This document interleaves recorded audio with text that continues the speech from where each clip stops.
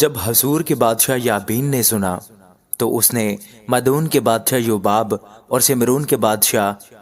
اور اکشاف کے بادشاہ کو اور ان بادشاہوں کو جو شمال کی طرف کوہستانی ملک اور کنرت کے جنوب کے میدان اور نشیب کی زمین اور مغرب کی طرف دور کے مرتفع زمین میں رہتے تھے، اور مشرق اور مغرب کے کنانیوں اور اموریوں اور ہتھیوں اور فرزیوں اور کوہستانی ملک کے یبوسیوں اور حویوں کو جو ہرمون کے نیچے مصفا کے ملک میں رہتے تھے بلوا بھیجا۔ تب وہ اور ان کے ساتھ ان کے لشکر، یعنی ایک انبوائے کثیر جو تعداد میں سمندر کے کنارے کی ریت کی مانند تھا، بہت سے گھوڑوں اور رتھوں کو ساتھ لے کر نکلے، اور یہ سب بادشاہ مل کر آئے اور انہوں نے میروم کی جھیل پر اکٹھے ڈیرے ڈالے تاکہ اسرائیلیوں سے لڑیں۔ تب خداوند نے یشوع سے کہا کہ ان سے نہ ڈر، کیونکہ کل اس وقت میں ان سب کو اسرائیلیوں کے سامنے مار کر ڈال دوں گا۔ تو ان کے گھوڑوں کی کونچیں کاٹ ڈالنا اور ان کے رتھ آگ سے جلا دینا۔ چنانچہ یشوع اور سب جنگی مرد اس کے ساتھ میروم کی جھیل پر ناگہان ان کے مقابلہ کو آئے اور ان پر ٹوٹ پڑے، اور خداوند نے ان کو اسرائیلیوں کے قبضہ میں کر دیا، سو انہوں نے ان کو مارا اور بڑے سیدا اور مصرفات المائم اور مشرق میں مصفا کی وادی تک ان کو رگیدا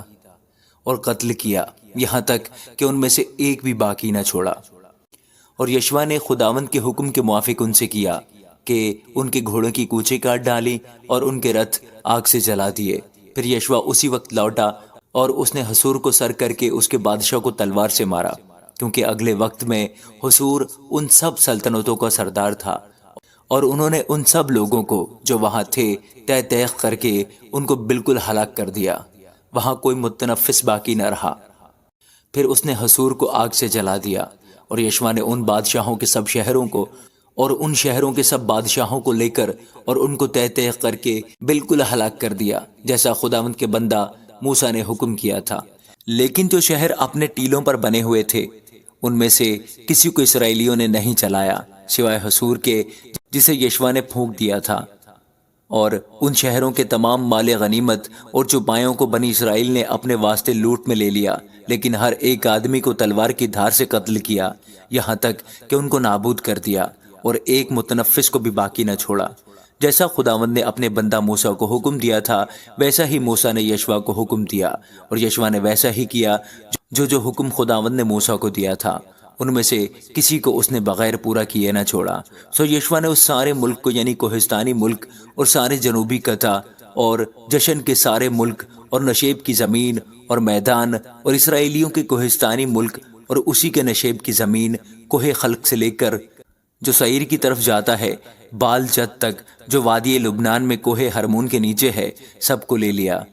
اور ان کے سب بادشاہوں پر فتح حاصل کر کے اس نے ان کو مارا اور قتل کیا۔ اور یشوع مدت تک ان سب بادشاہوں سے لڑتا رہا سوا حویوں کے جو جبون کے باشندے تھے، اور کسی شہر نے بنی اسرائیل سے صلح نہیں کی، بلکہ سب کو انہوں نے لڑ کر فتح کیا، کیونکہ یہ خداوند ہی کی طرف سے تھا کہ وہ ان کے دلوں کو ایسا سخت کر دے کہ وہ جنگ میں اسرائیل کا مقابلہ کریں، تاکہ وہ ان کو بالکل ہلاک کر ڈالے اور ان پر کچھ مہربانی نہ ہو، بلکہ وہ ان کو نیست و نابود کر دے، جیسا خداوند نے موسیٰ کو حکم دیا تھا۔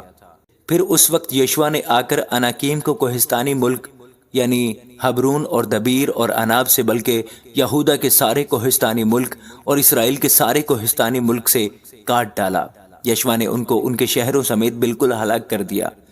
سو اناکیم میں سے کوئی بنی اسرائیل کے ملک میں باقی نہ رہا، فقط غزہ اور جات اور اشدود میں تھوڑے سے باقی رہے۔ پس جیسا خداوند نے موسیٰ سے کہا تھا اس کے مطابق یشوع نے سارے ملک کو لے لیا، اور یشوع نے اسے اسرائیلیوں کو ان کے قبیلوں کی تقسیم کے موافق میراث کے طور پر دے دیا، اور ملک کو جنگ سے فراغت ملی۔ آمین۔